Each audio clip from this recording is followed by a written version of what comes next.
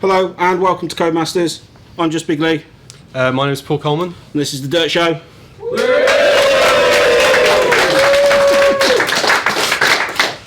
You can all go back to your desks now, guys. Thank you. Right, so about, I don't even know what time it is. An hour ago? Yeah, something like that. Hour and 10 minutes. An hour ago we released Dirt Rally. Paul, tell everybody a little bit about what Dirt Rally is. So Dirt Rally is an early access title. It's the first time we've done that at Codemasters, and I think it's a really bold new step for us. So we've been working on some prototype stuff in the background for a while now, but we really wanted to get this game into people's hands and make sure that they can give their feedback on the experience. So Dirt Rally is our first foray into early access, and we're really excited that we've just been able to announce the game and have it there ready for you to play as soon as you can get your hands on it. I'm excited.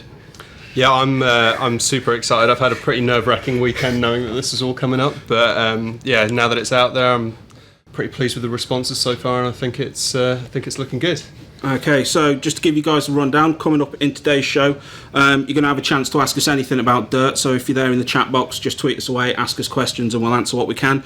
If you want to tweet your questions to us over on Twitter, use the hashtag #AskDirt. We're going to have some competition prizes. We'll be giving away copies of the game. We've got some Logitech headsets to give away, and we're also going to be giving away a Logitech G27 wheel. I think the first thing first, I suppose, show a little bit of gameplay. Yeah, let's get it on.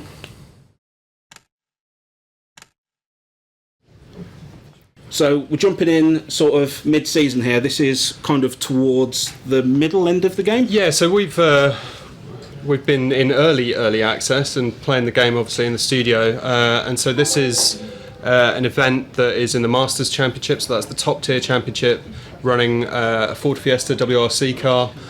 So this is pretty much, I wouldn't say end game because there is really no end game to this, but this is pretty far in, about 30-40 hours of gameplay in.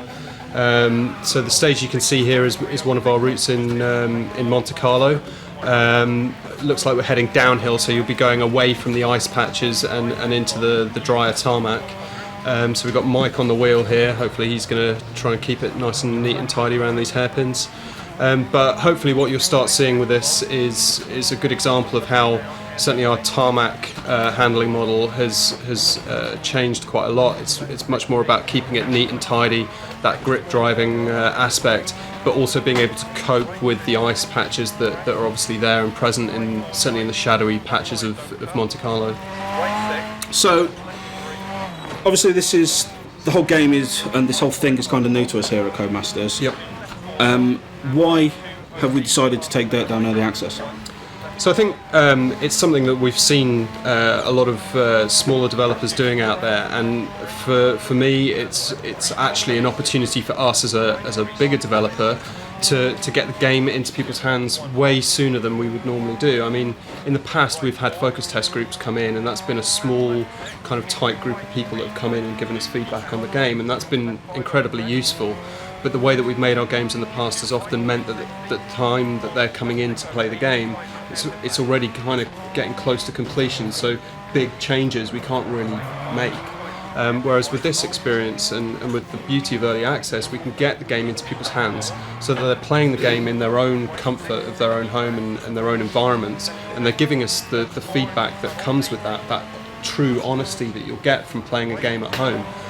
Compared to coming in and being sat down in a focus test room where things do get a little bit kind of muted by the whole experience of being behind closed doors as a developer. So over the course of early access, obviously we've got a long road ahead of us, and today's just the start of all of that. What kind of things are we looking to add in the future?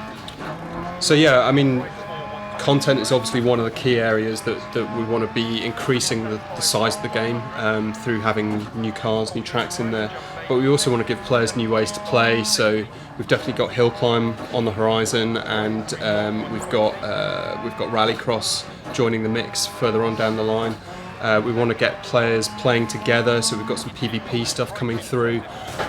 It's really just all the core elements that made up the Dirt series before, just really focused in on this kind of much more authentic and in-depth angle of the game. So obviously we're getting a lot of questions coming in. Some of the guys on there are talking about, in the chat box, are talking about DLC. Okay. So are we going to be charging anything for the packs that we add in the future, or? No, so the premise with this is what you pay when you buy this game is the price that you pay, and then from that point onwards until the end of early access, you'll get any additional content, any improvements, fixes, patches, cars, tracks, everything for that price that you paid up front. So, in the past we've certainly had a bit of a bad rep for selling a game and then selling additional content for it. And that was the model that we used, but I think this is one of the most exciting things about the way that we're doing DiRT. We're saying to people, if you wanna support us from the beginning, you pay your money and you'll get everything from that point onwards. So, in the real world, you compete in rally yourself. What sort of experience from the real world have you managed to bring into the game? So I think competing in a rally car has been a real eye-opener. I think I've always been passionate about rally. It's something that I've always enjoyed, and certainly I came to work on rally games because of my experiences playing Colin McRae Rally and watching rally on the TV as a kid. But actually sitting inside one of these cars and competing on stage certainly opens up a completely new perspective on the things that these crews go through to compete in rallies, and the kinds of challenges that they face. And so looking at what we had as an experience and looking at what we had with our game engine, it was clear that some of the things that we were focusing on were perhaps not exactly what it is that makes rally the sport that it is. And so the first thing we did was to start looking at how we could take some of the systems that we had in place and start reworking them to better suit rally as a sport. And from that point onwards, it's really just been a case of not being happy with the results that we've been getting and trying to constantly iterate and improve. And so for over a year now, we've been looking at our simulation as the core element and building it out from that point onwards. So certainly from the experience you have driving the car down the stage and what's going on inside the cockpit and inside the cabin, all of these things are vitally important to your performance on a stage, and that's the first thing that we've looked at representing. So making sure that these tracks are the right widths, making sure that they're longer now and more challenging, and they're offering real roads, so those corners aren't being crafted by level designers, they're truly being represented as they are in real world, which is what it's all about. You're driving down a road that you've never seen before, and by driving down a road you've never seen before, you're having to react to everything that's coming up ahead, and that's one of the key things that we've tried to capture. So I think just coming up towards sort of the last section on this stage, full screen mode. So where do we start when sort of creating these tracks like this? What do we start with? Yes. Roads in the world that people actually compete on, and in this particular example, this is a stage that's known as Col di Turini. Any rally fan out there will recognise this road from the onboard that they've been watching. And so we send our research teams out there. They take thousands and thousands of photos per location, go out there with a trusty tape measure, measuring road widths and stuff, and then we bring it all back into the studio and start painstakingly recreating these corners as closely as we can. So yeah, that's pretty much how we've gone about it now, trying to make things as real as they can be. I think it might be cool. I quite like, it's maybe a bit daft, but I'm really a big fan of the replay cameras. So if we could sort of pop those into them, wow, made a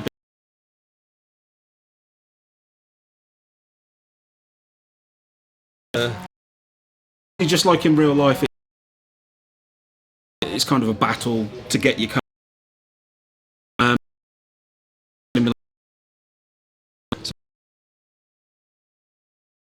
It's being simulated from a damage perspective, and it's not just if you take a knock, then that has a knock-on effect on the car. We've been simulating wear and tear as well. So, just the act of driving a rally car down a stage takes its toll on the machinery, and so it's really important to make sure that that gearbox is wearing out, the brakes are starting to fade, and all of these angles are sort of bringing that car to a point where you're actually fighting to keep the thing on the road by the end of a long stage. So if you can think of it, then we're simulating damage through it, and then we're bringing those components together into some more coherent sort of terms like engine, transmission, bodywork, and that's what you'll see in the service area that we'll go into after this replay, and you'll see the areas that you'll be able to repair.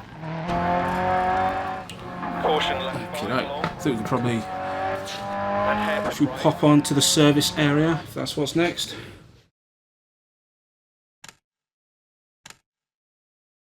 It's the end screen. Okay, there's no service area. So we've finished the rally. This is what you get at the end. How is sort of your rewards and I suppose your penalties calculated? Yeah, so it's all about your finishing position, and then the penalties are based on your repair costs. So the cost that it's the financial cost of repairing the car is all totaled at the end of a rally. During the event, it's all based on time. So as you progress through the stages, each service area you get to, you're essentially trying to repair the car. The more you repair the car, the more it will cost, but ultimately the quicker you'll be able to drive.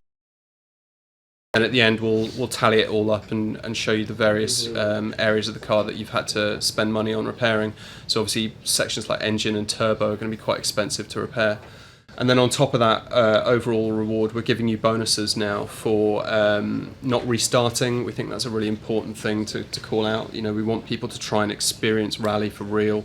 So if you're not hitting the restart button, and again, I think it's important to add that we haven't got flashbacks in this experience. So trying to get people to really embrace that sense of endurance through a stage. But also we've got the assists like ABS, traction control, stability control, things like manual starts is a new thing that we've brought in. So, you know, real rally drivers, they're holding the car on the start line and they're listening to the countdown and then choosing to start. And so we thought it was really important to allow people to hold the car on the handbrake and then drop the clutch when it's time to go. So all of these little areas of simulation and authenticity pay forwards towards your bonuses. So if you're playing the games authentically as we've made it, then you'll end up getting rewarded for that. Okay, so we'll sort of skip through that. One of the things that that we've just put up on Twitter, actually, we've got a competition to win a Logitech G27 racing wheel. We're also going to be giving away some of these G35 headphones a little bit later on, and obviously we'll give away copies of the game as well. If you head over to Twitter, our username is @DirtGame. You should see the tweet that was the last thing that we posted. Just retweet that. We'll be picking winner and announcing them by the end of the week. Also, we want to take your questions a little bit later on in the show, so if you've got any, tweet them over to us, #AskDirt. We'll also be sort of going through the chat box and taking your questions from there. I think what's next is you're going to show us our daily events. Okay, cool. And yeah, Darren's going to join me on the sofa. Everybody, big round of applause for Darren.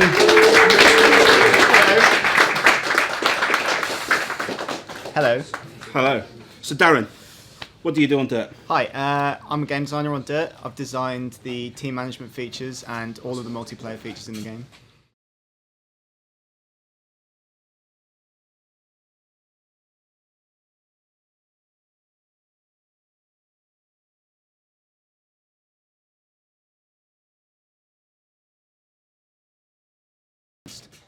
There's events every day, new event every week, new event every month. All of varying levels of difficulty, and then you'll compete against the rest of the Dirt community. Then at the end of the day, end of the week, end of the month, all the times are totted up, and then the rewards are delivered based on performance. Cool, so we're going to take on the... Which one are we doing, Paul? I think we'll look at the weekly. We're going to do the weekly. So, with the weekly, how does that sort of compare to the other challenges? What's the differences between the weekly and the daily? Obviously, the fact that they challenge weekly. Yeah, but what else changes? Sure. So the daily is just one stage, one shot. You don't need to own the car, so you don't need to have bought the car in the game. You won't get any restarts. It's just one attempt, but the same for everyone. No upgrades. The car's the same. Fixed variables. Fastest player wins. For the weekly event, you need to own the car. and then it's delivered in 4 stages. So you need to complete a 4-stage rally to complete the event, and then the rewards are higher. So, yeah, go for it, Paul. So now Paul's racing in the car that he's purchased in the game. So this is something that he's had to save the money for and buy. So what benefits do you have from, obviously, from using your own car as opposed to when you're doing that sort of car that we set? So the cars that you own, you can upgrade, so make them faster. So you will not necessarily be in the same performance car as somebody else. You'll have performance upgrades to make it faster. So with the weekly challenge, the way it works, obviously, it's the daily's just one stage. The weekly is a set of stages. How and when can you do those stages? The weekly is delivered one stage every 2 days, and the monthly is delivered in 6-stage chunks. So it's 24 stages. So you get 6 stages a week. Each 6-stage chunk is in the same location, and then you get a service area every 2 stages. So your damage persists between stage. Awesome. Yeah. So for the weekly, each stage has a service area. Management comes in, so the engineers that you've hired to work on your service area will help you repair your car. So the more money you spend on your team, the faster you'll be able to repair your car. So obviously, the faster you'll be able to repair your car. What other sort of benefits do the team, your team members have? They also inform the length of time it takes to upgrade your car. So your upgrades are all delivered based on the number of miles that you've completed on stage, and your engineers can earn perks that make your upgrades a lot faster. I don't know if Paul's got any upgrades in the car he's got at the moment. Have you got any upgrades, Paul? He's deep in it with his headphones. Okay, I reckon we should take a couple of questions. I'm going to see if I can keep up with the chat box.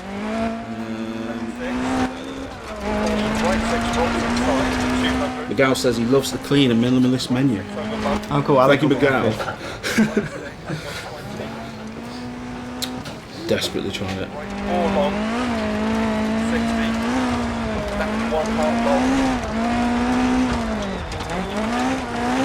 right 6 half long, correct, right 6 half long, times 4, left 6, that's correct, into right 5 half long, times 2, don't cut, 60, left 2 long, 60, right 2 long, front up rest 80.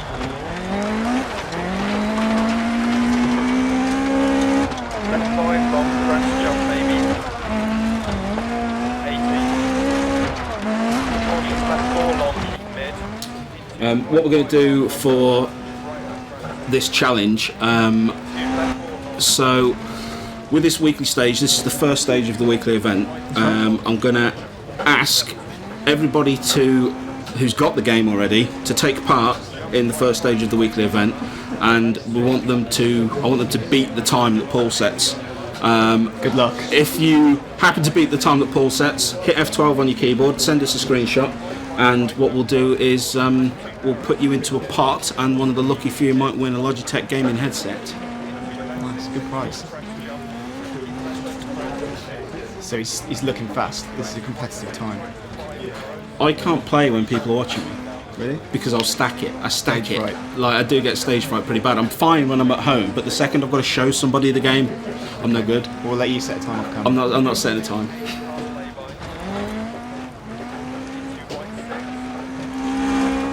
Press jump maybe 60. What people need to remember is they'll be able to upgrade their cars for this event. So if Paul's in an upgraded car, then they'll be able to upgrade their cars to be faster than him. Maybe.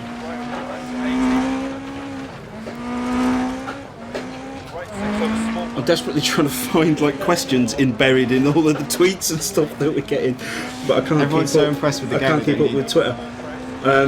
Yeah, we'd love to know what you guys think of the game so far. If anybody's managed to get it downloaded and installed, should have by now. An hour and a half. What was that 4:05, 7:90? That's the time to beat. So it's the first stage of the weekly event. Once you've finished it, just take a screenshot of that very end stage, and if you happen to beat Paul's time, like I said, we'll put you into the pot, and you might win a Logitech headset. Just tweet your pictures over to @DirtGame on Twitter. need to do that by 11 o'clock tomorrow morning. That's right. Yep, that's right. And we'll call it then. Well done, Paul. Cool. That was an impressive run. You're going to join us back on the sofa? Yeah.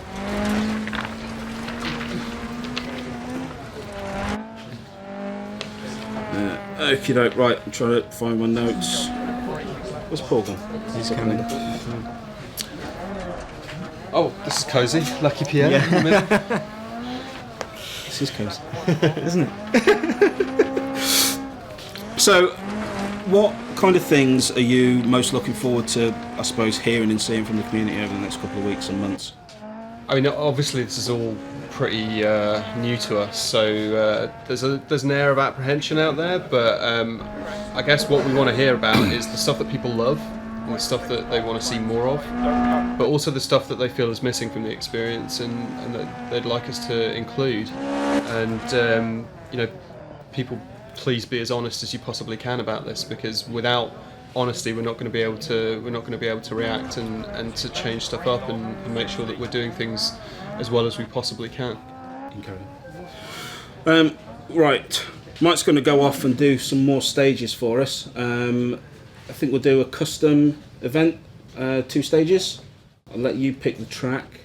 Maybe Wales. Have we shown Wales? Yeah, if you do it so that there's at least 4 stages in there, then we can show the service area in the middle as well. Yeah, no, that'd be cool.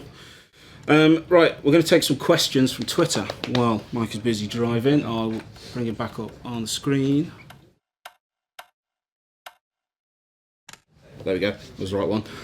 Right, okay, so Ethan Dean on Twitter asks if we're looking to create a spiritual successor to the mighty Richard Burns Rally, and do we think it'll stack up? It's a really tough question. I mean, like, the Richard Burns Rally is revered by the rally sim community, and rightfully holds its place as the king of rally sims. I'd be lying if I said I didn't look at Richard Burns Rally during the production of this game, but things have moved on a lot since then, and we've been able to look at a number of areas, especially the surfaces, that I don't think were given the full sort of scope of the simulation that perhaps they could have done back in the day. So the way that we're simulating the density of the surface, the way that the gravel tyre really sort of chews into that surface, and the deeper you get, the more resistance you get, is something that we really pride ourselves on. So while our vehicle simulation is probably more advanced now just because of the fact that technology has moved on, and as a result we've been able to really show the way that these cars behave across all of these different surfaces. One of the key elements that we've really focused on is the underlying surface and how that changes under the car, and I think that's one of the most exciting things we've done. So yeah, I'd love for us to be seen as now the new king of rally games. Okay, just Reflex with a capital X on the end because he's cool. Wants to know if we can show him all the cars that are available so far, including the first-person interiors. There's probably a lot for us to go through. Yeah, that would be a bit of a challenge, but there's 17 great cars in there right now. They've all got fully modelled high-res cockpits. Part of a simulation experience is to have the full internal experience. We've also got a dash cam in there now, because we know that some players don't like to see the wheel in front of them when they're playing on a wheel. And that dash cam gives you all of the sort of sound effects and the fidelity that you get from being inside the cockpit, while giving you a clearer view of the road ahead. So, I don't think we'll get the chance to go through all of that stuff right now, but certainly for some of the cars that we've got in this demo run here, we'll be able to go into the cockpit and show you a bit of what those look like. Just Reflex has also asked if there are plans for a map creator for Dirt Rally in the future. It's a bit of a tricky one, because obviously this is kind of one of the things that we're hoping to get questions on, is we want to hear what people want to say to us. Yeah, absolutely. I mean, if it's something that people want, and as a rally fan myself, I'd like to see that in the game, then yeah, it's something that we work towards. So it'd be cool to know exactly what he means by a map creator, because obviously there's so many different levels to which you can create your own experiences. If it's literally drawing splines on a map and saying I want to drive that, that's quite different to being able to handcraft your own stages. So it would be interesting to get more info from him on that. Yeah, I mean, I suppose the main thing with where we're going with all of this is that we don't really know what the finished game is going to be like, because it's going to be shaped by the community and by the fans. We don't know what they're going to ask for. So obviously the best way for you guys to keep in touch with us on stuff like that and to send us your ideas, you can tweet them over to us at Dirt Game. We're on Facebook, you can post them up on our wall. We've got the Codemasters forums, which are forums.codemasters.com, and obviously there's the Steam forums there as well. So all your ideas are welcome, nothing's too crazy. I think I thrown down that I wanted to be chased down Greece by a dinosaur, which got quickly pushed off. Maybe one day. Start a campaign with. Yeah, this is the start. Don't ask him to start a campaign. David Fullup asks, how much of a simulator arcade experience is Dirt Rally going to be? So it's definitely simulating everything that we can possibly get our hands on within the code at the moment, and the guys that have worked on the simulation aspect of the game are never happy. We're always looking to improve, so there's more to come from the experience. I mean, right now we're already working on some of the hill climb vehicles that we've got, and that has raised its own sort of level of challenges, such as the aerodynamics and the downforce presented by those huge wings, and that in itself is giving us learnings that are going to feed back into the rally cars. So the rally cars that you're driving today may not be the same feeling of rally car that you play towards the end of early access, because we'll have brought all of the improvements through from all of our learnings along the way. Andre over on Twitter has asked, what other types of cars could we see coming to the game? So definitely hill climbers, we've already mentioned. Rallycross supercars are going to be making an appearance as well. And then really just let us know what you want, and we'll try and get them in. But predominantly they're going to be vehicles that compete in rallycross and hill climb to begin with, and then we'll go from there. Cool. Keep your questions coming in. Tweet them over to us using the hashtag #AskDirtGame. I should have thought of something easier to say. We're over on Twitter, which is @DirtGame. Obviously, you can keep piling them into the chat box on Twitch as well. The next thing that I think is probably one of my favourite features that we've got in the game, that is something that I suppose a lot of racing fans have always wanted in a racing game for a long time, but nobody's ever done. And we kind of reached out to the people on r/simracing, our own forums, the Online Race Association. We talked to quite a few different people about trying to get league support into the game. That's right. So Darren, walk us through league support. How does it work? So leagues is a lot like our online event system, where it's played asynchronously, but this is the mode where we hand the keys over to the player and they get to set up their own leagues.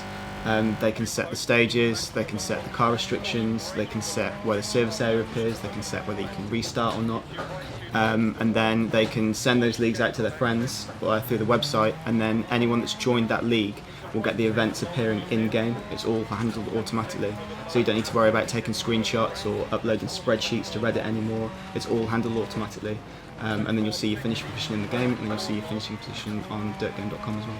So for the person that's setting up a league, what kind of like super admin powers do they have? What kind of controls have we given them for the league? So you can have a league that's completely open for anyone to join, or you can have restricted access so that it's invite only. And then you can create your own seasons. So you create events, set how many stages you want to do, and then all the things that I talked about before, what the weather conditions are, that sort of thing. And you've got full control over the members. So if you've got people that you want to join, you can invite them. If you've got people that are misbehaving, then you can either penalise them in the point system, or you can boot them from your league completely. And then full admin control for the players. Still desperately trying to keep up with the Twitch chat box, but I can't. If you've got any more questions about leagues, I'd be interested to hear them for sure. Yeah, I mean, sort of all of this stuff is, like I said, this is the start of what we're doing. So league supports, the team management stuff, all of those things can be shaped sort of as we go forward. So what kind of What kind of direction do you think all of this stuff is going to go in? Well, that's the most exciting thing about early access. It's hard to know. The place we started from with all of these features was what feeds into the on-track experience. So we had long routes and we had narrow routes and we had amazing, simulation car handling. And it was what features could we design that supported that. So the team management affects your repairs. The leagues let players set their own events. And then the online event system helps us, get players playing together on daily basis, weekly basis, monthly basis.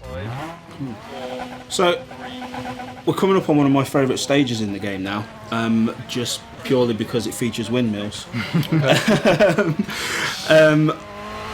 Obviously, what can you tell us about the stage that we're actually on? It is a real world stage, isn't it, Paul? Yeah. So these sort of stretches of gravel road are out near the Sweet Lamb Rally Complex in Wales, and so every single bit of this is based on a section that the guys have gone out and researched. So they got permission from the Forestry Commission to get onto the land, and then took their photos and tape measures, and basically just lovingly recreated this whole area.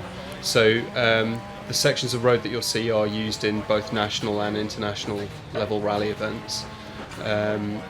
They've been lovingly crafted so that the camber, the crowning of the road, all of these elements are captured as accurately as possible. And then layered into that is all the surface stuff that our physics guys have been working on to ensure that not only does it look and geometrically feel right, but it also feels right from the core of the handling model of the game as well. So I think one of the beauties of this stage is the fact that you pass from the sort of open moorland sections where you see the windmills that Lee loves so much into deeper forest, and that really plays with the player's emotions, that sense of being in an enclosed area but also having the tree line to help guide you through the forest versus being out in the open where you don't necessarily see where the road ahead is. And some players find that as they're going through the forest, they feel quite kind of claustrophobic, and that actually affects their ability to concentrate. But then when they get out in the open, they feel a bit more free and able to go fast, whereas some people like the safety that they get from knowing where the track's going based on the tree lines. So yeah, I mean, having driven roads similar to this, I think this is certainly the closest anyone's ever got to this kind of stage. And as a British developer, we haven't had a proper British track in the game for too long now, so I think it was really good to get Hafren in there. That was brave. Then I thought he was going to go. I thought he was going to go chase cam while using the wheel.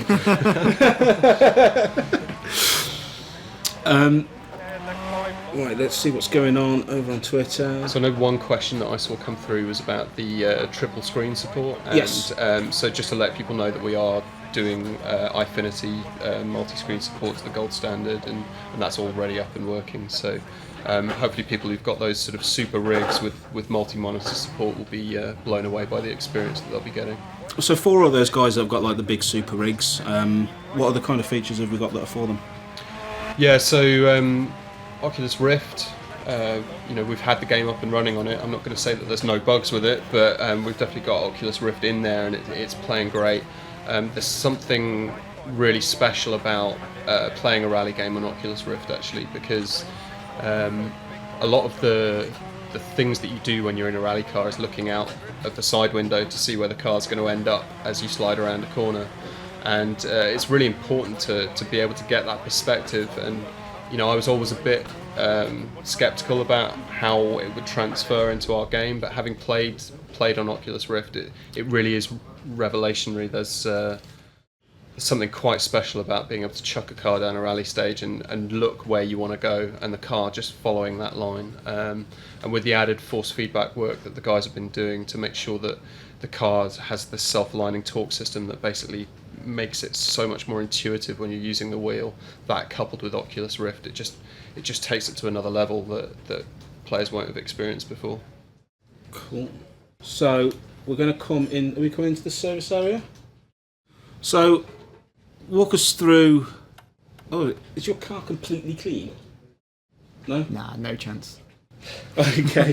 So right, here we are on the repair vehicle screen. Obviously, this is something that a lot of people will remember back from the old days of, I suppose, Colin McRae Rally, really. Yeah. So, for those that probably don't remember those games, how does this work and how does it sort of reflect what goes on in the real world? So one of the key elements of rally sport is the endurance aspect and making sure that you and your car can get to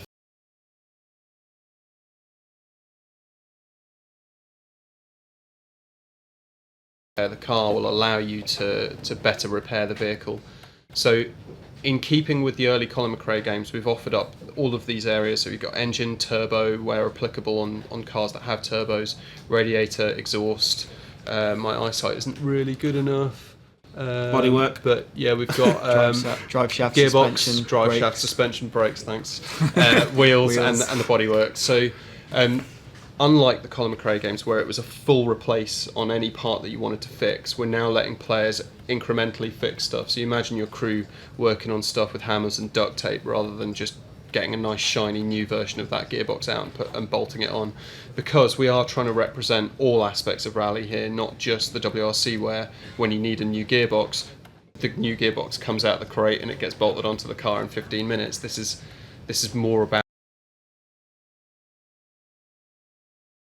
fiddling around with this stuff. We've got a crew recommendations button which just gives you an idea of basically it's your crew chief telling you, I think we should repair the car in these various areas, and then if you choose to accept that, it's 2 button presses and you get that done.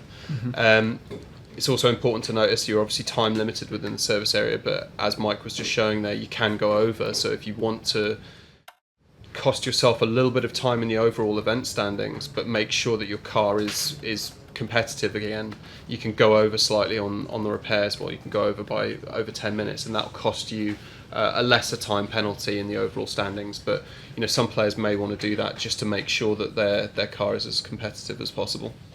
So Darren, this obviously sort of ties into the team manager Yep. aspect of the game that you designed. What recommendations would you have for players that are just, I suppose, starting out early and they're either going for the Mini or the Fulvia? What sort of staff members do they need to be looking for with those cars? Get anyone that you can afford as soon as possible, because it makes a huge difference. All of the engineers, as well as the crew chief that you start with for free, have skills that tie into everything that you see on screen there. So everyone's got a skill based on one of those parts. And then you'll find that some engineers are much better at repairing a certain part than others.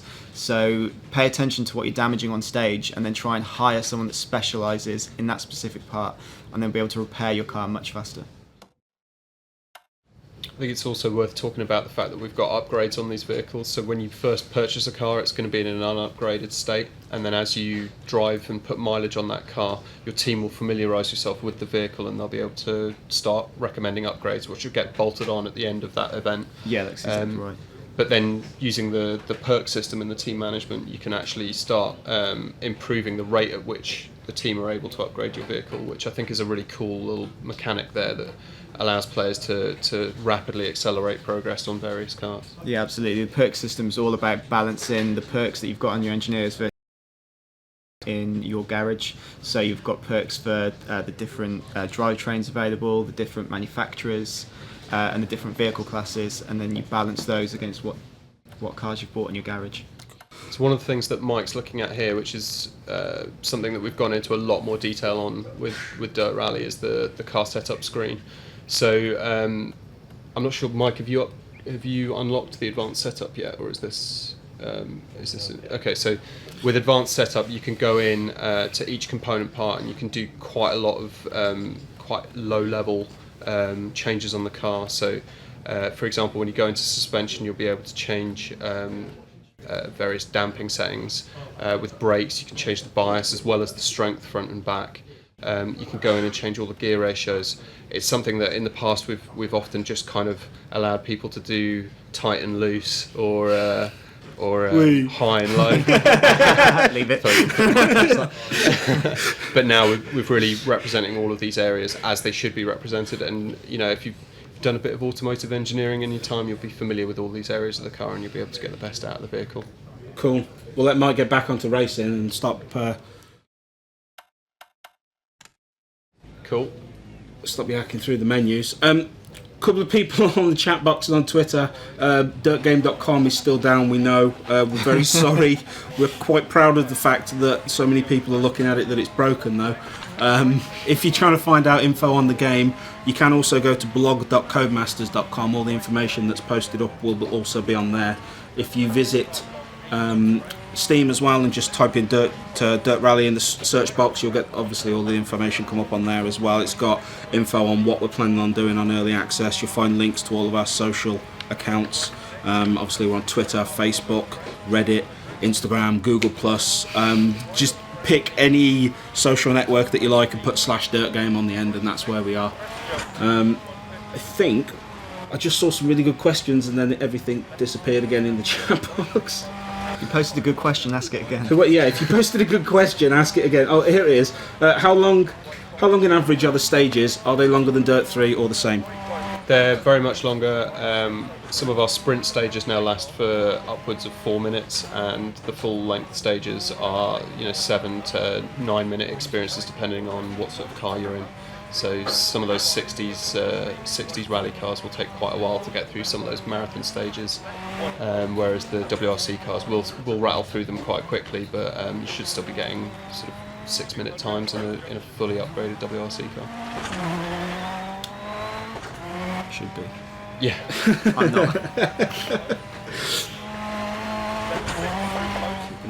I think the key thing to note with the stages is that they're much more technical now, so where in the past with Dirt 3 you'd be rattling down a stage at 120, 130 mile an hour for most of the stage, now you're having to really pick your braking points and find your line through these technical corners, getting quite a few hairpins in there, some really good square rights, square lefts, so it's all about finding a nice steady flow through the stage rather than just pinning the throttle and holding on for dear life.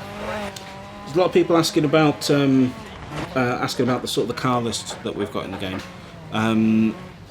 So I suppose they're kind of set out like the way we've set them is it's almost like a path that you follow. So it's like you start in the Mini and kind of end up in almost like the WRC spec machines. Yeah. What kind of machines are we getting in between all of those points? Yeah, so it's working your way through rally history basically.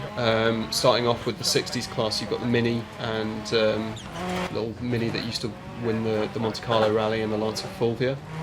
And then you burst into the 70s class, which has the Fiat 131 Abarth, the Ford Mark II Escort, and the Lancia Stratos.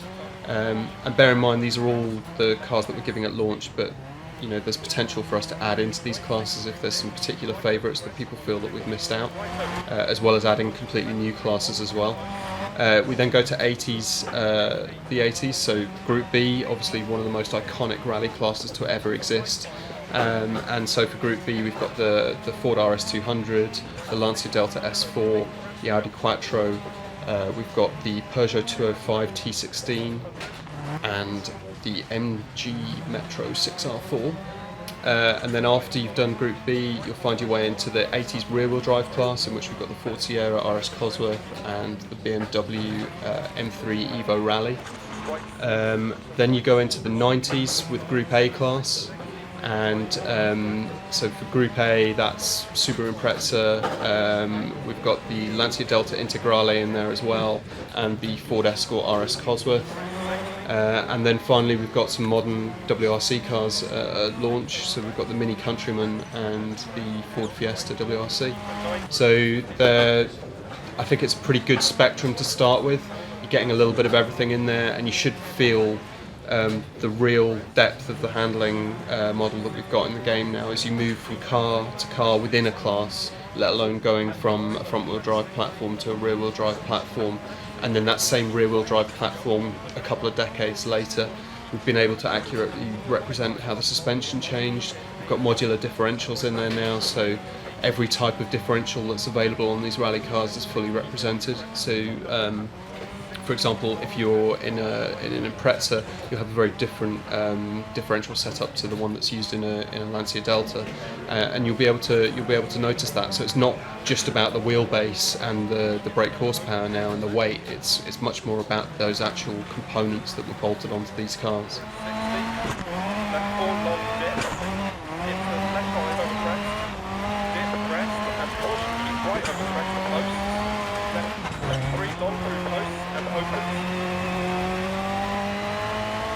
right on the crest, continue past junction, So right now we've got. I mean, we can be full on about this. So we've got another 3 countries in the planning, and many more if it's what people want. But that's just for rally, and then we've got rallycross with multiple circuits, and we've got hill climb as well with Pikes Peak. So you know, there's going to be plenty of road for you to get on and to master. And I'm not sure if this says good things about me, but I've been playing some of these stages for over 500 hours now, and they still catch me out in some of the more technical sections, you know, because the line that you take into a particular corner directly affects the line and the way that you take corners, 6 or 7 corners on from that. And it really shows that the simulation is so much more in depth. It's much easier to pick up, I think, than some of our previous games, but much more challenging to master. So have you ever had a perfect run? No, I think it's fair to say I've never truly nailed one. There's somewhere I've walked away pretty chuffed with myself, but a perfect run, I would never claim that any. There's always tenths of a second that you could gain on every corner. So we sort of touched on this back at the start of the show. You are a co-driver in the real world. Well, I suppose we should probably point out that you're actually the co-driver in the game as well. So what's it like being a co-driver in a video game as compared to real life? How do the two sort of cross over?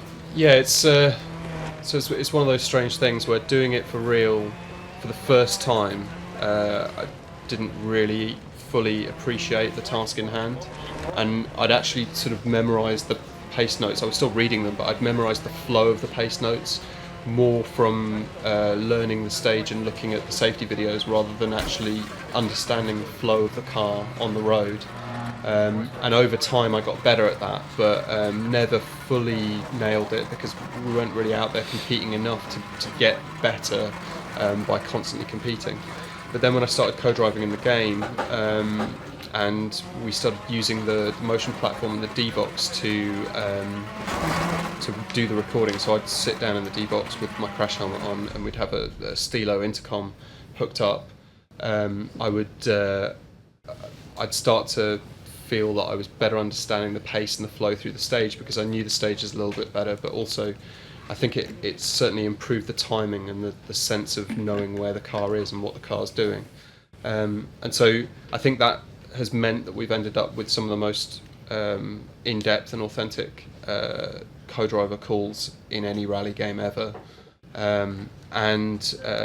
In a recent event that I did, I actually felt way more confident and had a much better handle on where the car was and what the car was doing through the stages that we were competing in. And so yeah, I think it's gone full circle really from being game dev to being co-driver and then going back to game dev again and co-driving again. Okay, so hopping over onto Twitter just to answer a few more questions, kind of jumping around a little bit. Just touching on Pikes Peak, which we've already mentioned in hill climb. Is it going to be the full Pikes Peak? Which versions are we going to be going for? So we're going to go with the full tarmac version, and we're going with a mixed version as well, which has the same sort of surface makeup as the version that we had in Dirt 1, so that's around 2006-2007 version of Pikes Peak. But it's important to note that Pikes Peak has been rebuilt from the ground up. We haven't just ported across the old Pikes Peak from Dirt 1 and rehashed it. This has been done painstakingly, again with the same research techniques that we talked about, where we had teams go out there, so that's artists and level designers go out and they photograph and they measure every aspect of the road. And they actually did it at the time of the event as well, so they were able to talk to drivers and really get a good handle on what it's like to drive up Pikes Peak firsthand.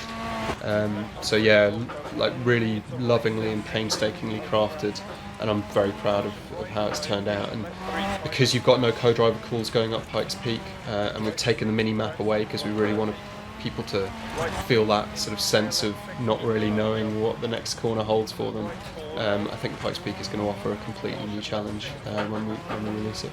So you mentioned something just a second ago about us having like talking to drivers for Pikes Peak. How have other drivers from the rest of the world of rally sort of helped us with the game? Yeah, so we've had some great people come in, and not necessarily famous people that people will have heard of. Probably the most famous one that people will have heard of is Liam Duran.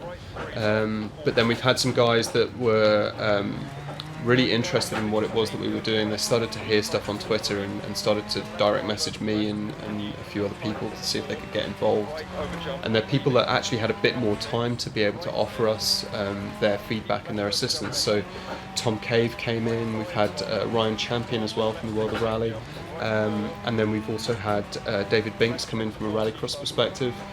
Chris Harris, who many of you will know from Drive, and all of these guys were very complimentary of the stuff that we were doing, but they always had pointers and tips that we took on board, as we planned to do throughout the whole of early access from the community.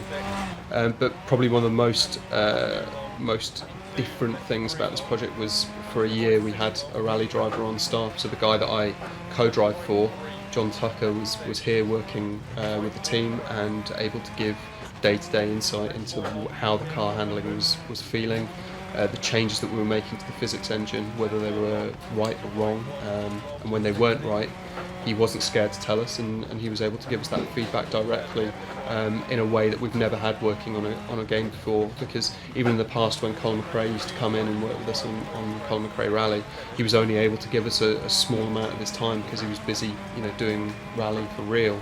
Whereas having that person on the team all the time was really a revelation, because every minute of the working day you could be turning around and having a conversation about how drivetrains work, how differentials work.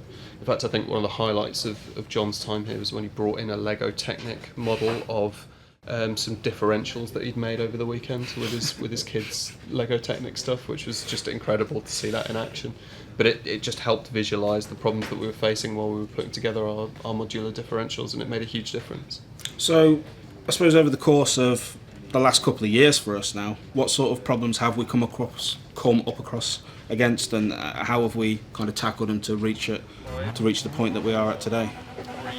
I think rather than talking about the problems, it's probably best to just talk about the approach that we've taken, and the key thing is that we've taken everything from the core out. So we wanted to make sure that the car felt right, the controls felt right, controlling the car, and that's across all wheels. And then controllers as well. Traditionally we've made console games and the controller has come first, and we didn't want to forget that. I think a lot of sim games out there play great on a wheel, but as soon as you get them on a pad, it's a very different and quite distant experience to what players are experiencing on a steering wheel.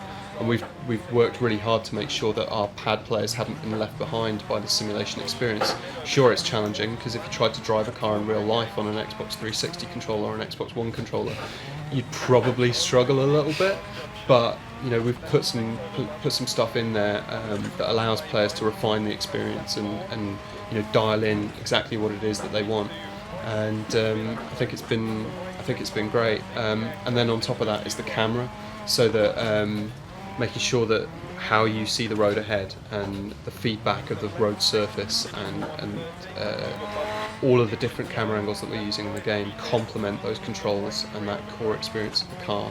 The cars feel completely different and to anything we've done before, and I think it's a really exciting time for us.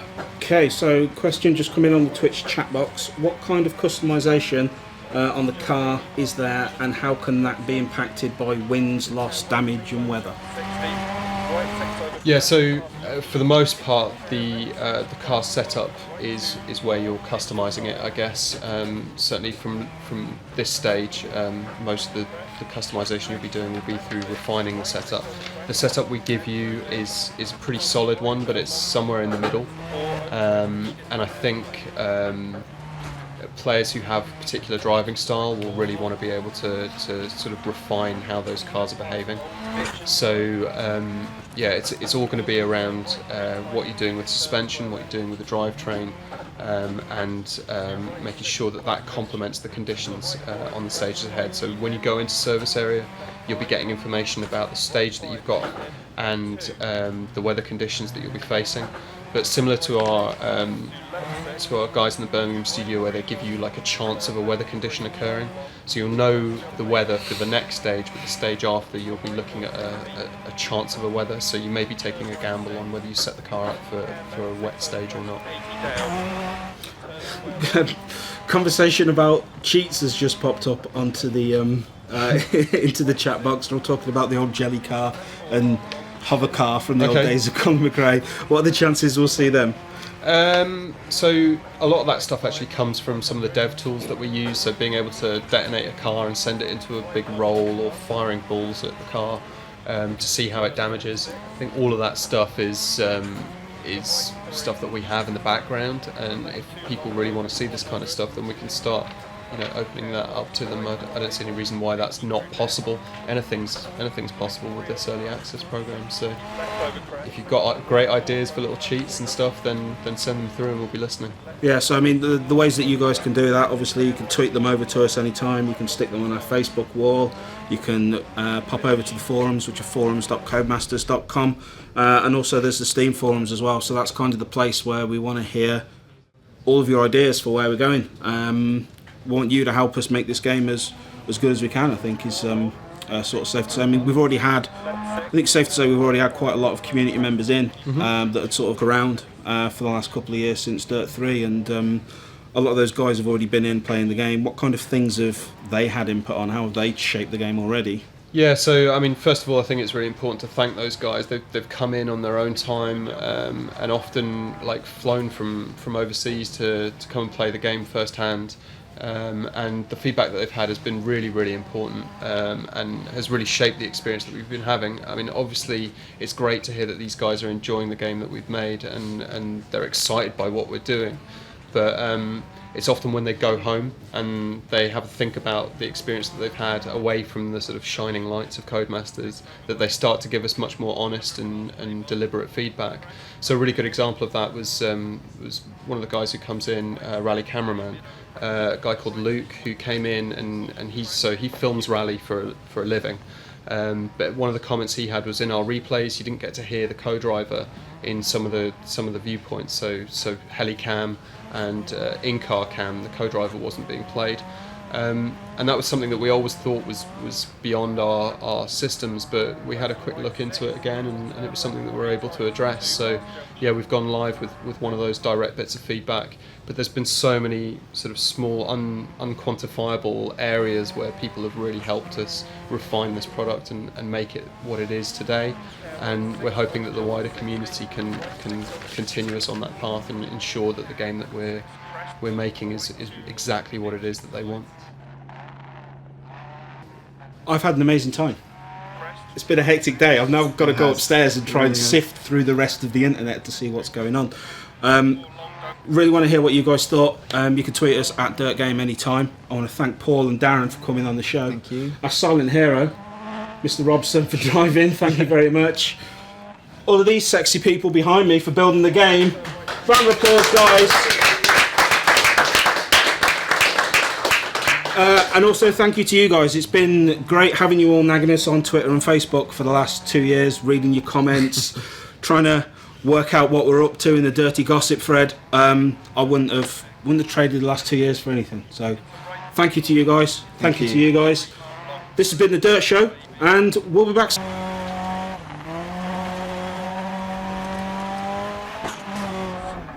Care left 6 over crest, 80 down, turn square right.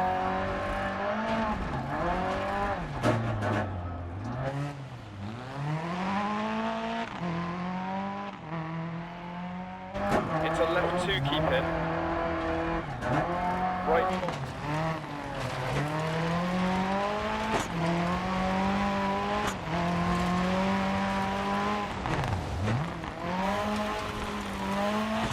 Into right 3.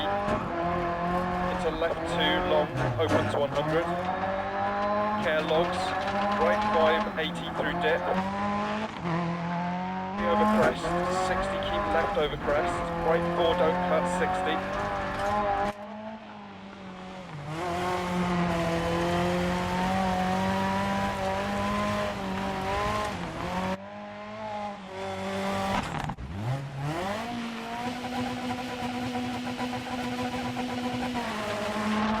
60 over bumps, left 6 and right 5 long over crest, continues past junction, into care left 6 past junction, left 4,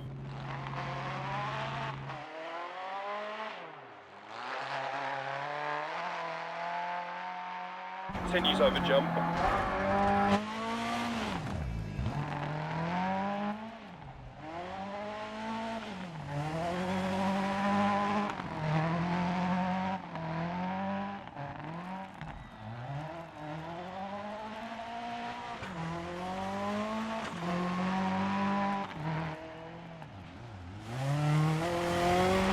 past junction, left 6 over bump, 100 past lay-by, crest left 4, into right 6 stay mid over crest, into right 6 130, care crest into acute right.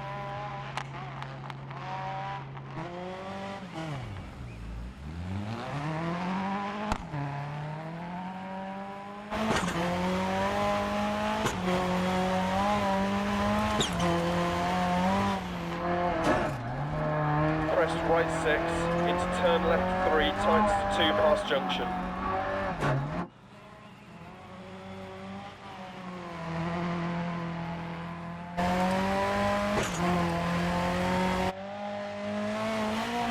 Care right 6 over jump 60, right 6 over... To care left 6 crest, bump, right 2 long, ditch inside.